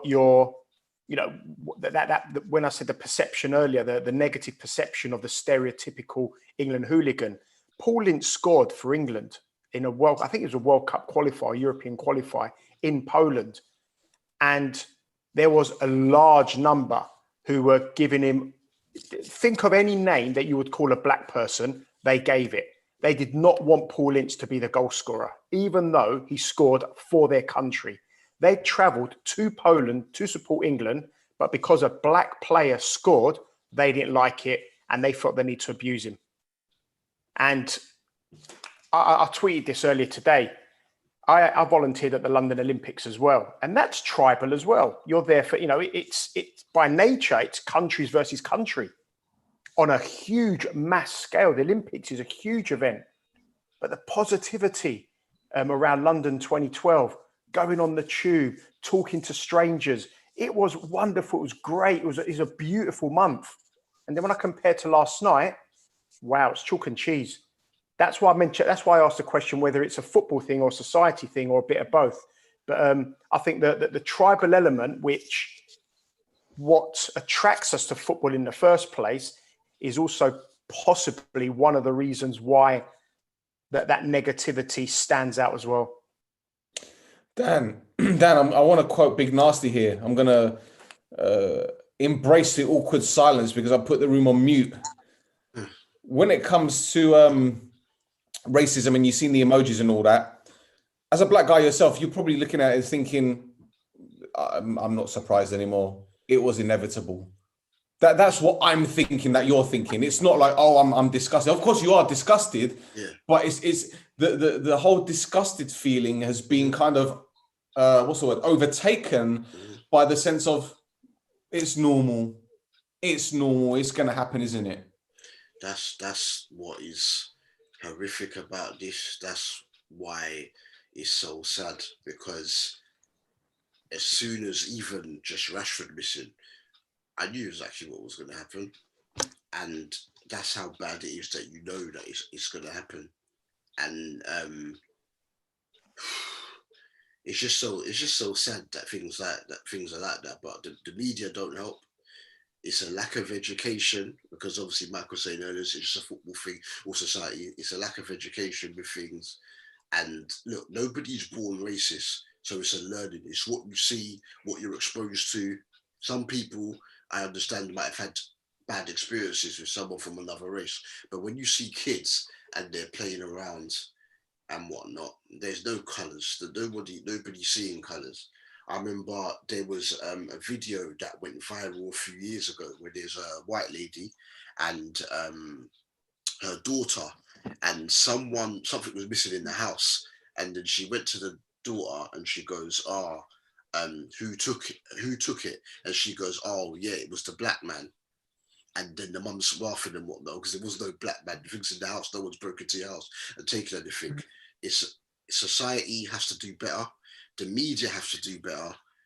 But with everything, like what is going to happen unless they do the verification thing? What is going to happen to these people that can just freely go around and racially abuse people? Because the other day, for instance, there was a versus battle, and it was Keith Sweat against Bobby Brown, and I tried to record 30 seconds of it and put it up on Instagram, and it wouldn't accept, and it said your video has been removed, or so. It wasn't even a video, it was a status update. But people were going around, you're getting paedophilic tweets, racial ones, all these things going on, and absolutely nothing is happening to these people. But previously, when we've spoken about this, I think Stel alluded to the fact that the clicks, they make money, don't they, off of the clicks and whatnot. So they're not going to do this because people are not going to believe whether it's been said to them or not about this racist tweet, and they're going to feel they need to respond to it. So the more that goes, the more money is being made for these social media outlets. So they're not going to do much. Apparently, they're saying 1,000 messages were removed earlier or whatever. But all the things I've been sent, I've searched these people's names, and most of them are still coming up. It's just poor, and I just wish that it had obviously we want England to win, but the sake it was 3 black players or 2 black ones, 1 mixed race one, and it was all in a row as well. I just had to log off Twitter. It was just too much, man. There was one guy. There was one guy who put out a tweet, and everyone found out who he was, where he worked, and then this morning his company put out a statement saying, "Oh, his account was hacked." Nonsense. What more can you say? He's been suspended. He's been suspended. That's Savills. Yeah. Yeah. Yeah, because this Think of For that an excuse. investigation. Yeah. Ah, yes. Think of that excuse. Do you know what? I'm going to be racist, but I'm going to break into someone else's account to do it. This is the only time I'm going to do it. Or it could have been the person who's a little bit pissed up, a little bit racist, and it's come out to the forefront, and he's been found wanting now. And instead of having some bollocks and saying, yeah, it was me, I apologise, he's gone out the shithouse route and said, oh, no, it was someone else got my phone. Nonsense. Yes, well, typical, isn't it?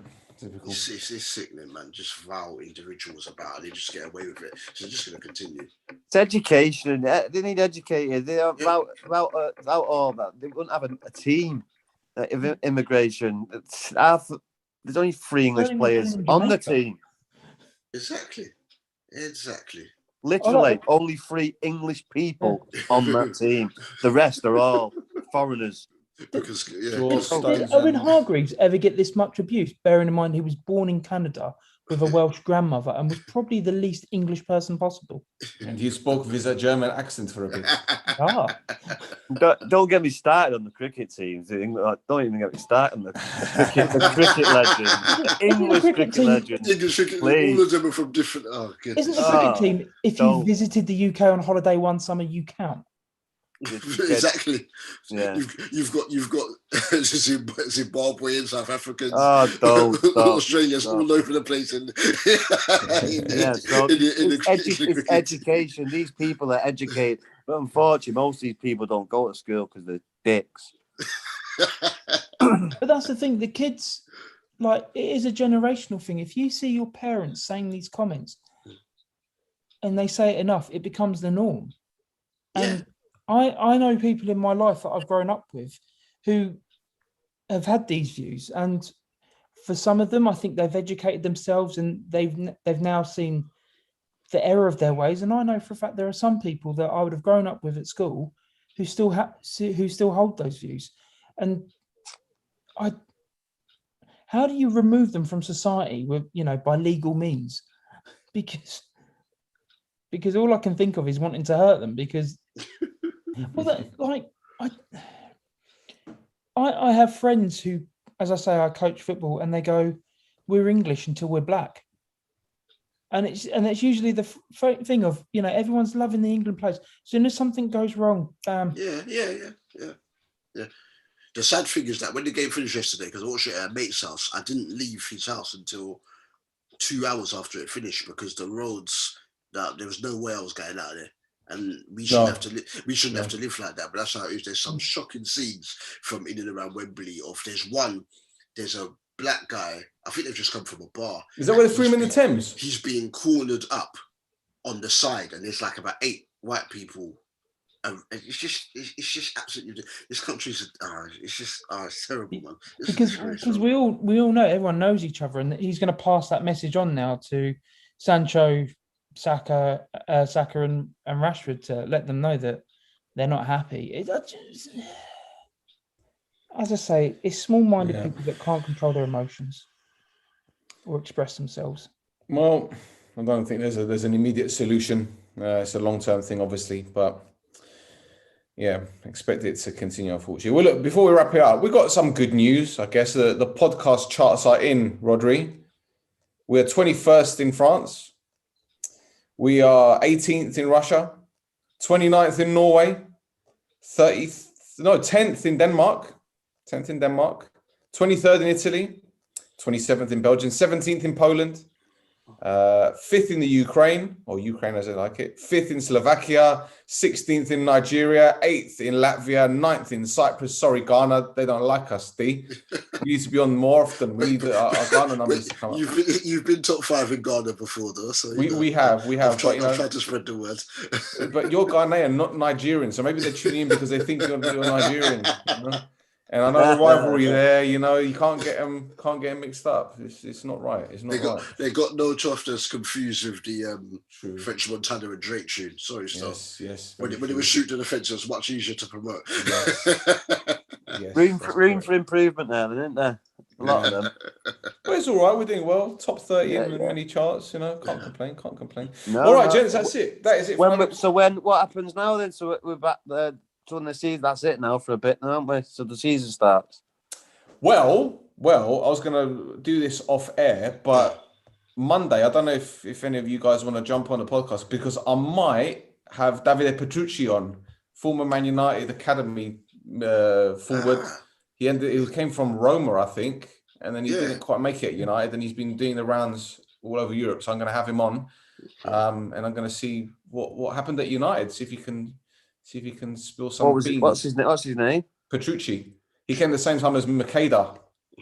Is he Italian as well? Yes. Is it David Petrucci?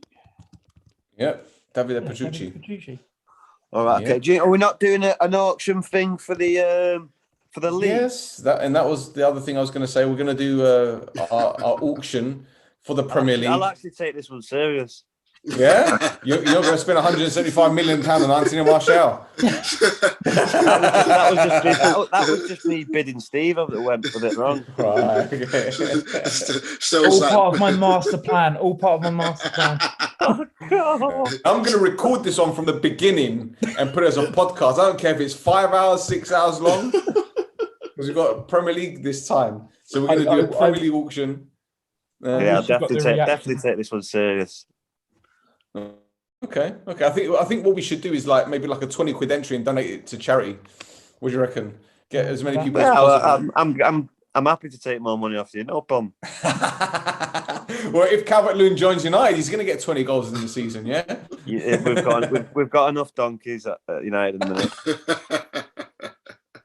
Okay, from now on, just send donkey emojis. Jesus Christ. Right, socials. Rhodri, go on, kick us off. Rod James Giggs. Excellent. D. It's on the screen, but yeah, at Double D, DUBULDWE. Come on, Argentina. Oh, because I'm on Copa America. Look at this guy. And Mike is wearing a Zico shirt. Did you watch the game? The game, I didn't. The game was horrendous. It was just fouling each other. Did you think the pitch was bobbly? The pitch was bobbly. They couldn't pass it 10 yards without the ball doing the madness. And they were just fouling each other. It was terrible. Yeah, it started to get a bit naughty at the end, didn't it? Fred got booked after 30 seconds. Neymar was getting booted all over the gaff. He was. But how good was DePaul? What's the pass on the goal? Very good. He was another outstanding. He was another spinning Zola. He was all over the gaff. He went to Thing this afternoon. 35 mil. Atletico Madrid, bargain. Because I know Leeds wanted him, which would have been interesting. Yeah, Leeds were close to getting him last season. Yeah, what happened with that? They said it was done last year, and then I don't know. But he was at Udinese, wasn't he? Yeah. Udinese, he's gone to Atletico, which means that Koke might be going to Liverpool. And D, if anyone needs to know about Koke, there's someone on social media from Newcastle that can tell you all you need to know. It's Saul. Sorry, Saul Niguez. Sorry, it's better. Sorry. No, I know who you're on about now. Don't start on that one. Do not start there. Whoa, come on. No, I know exactly what you're on about. Oh, come on. Hey, guys, look at my view, by the way. Coming home on it. Is he another one of these? No. She's the person in question. No, we're live. We're live. We're live.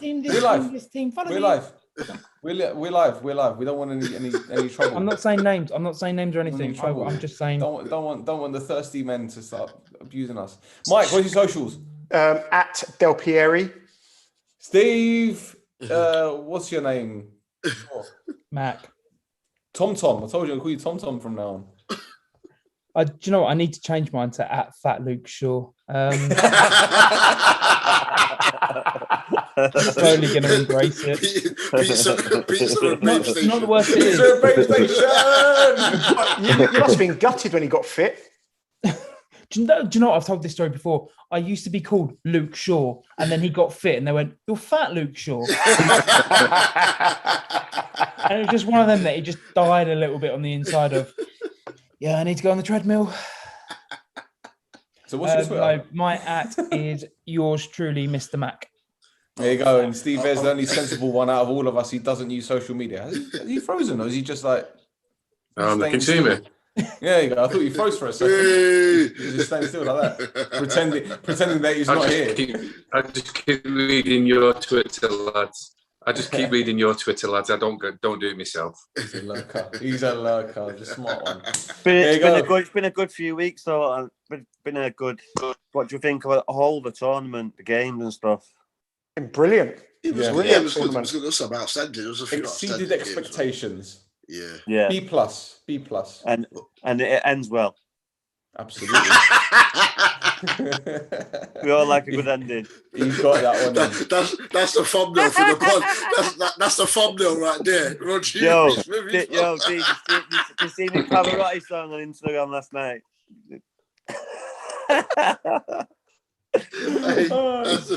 People were biting last night and this morning. Oh, I got some abuse. It was funny.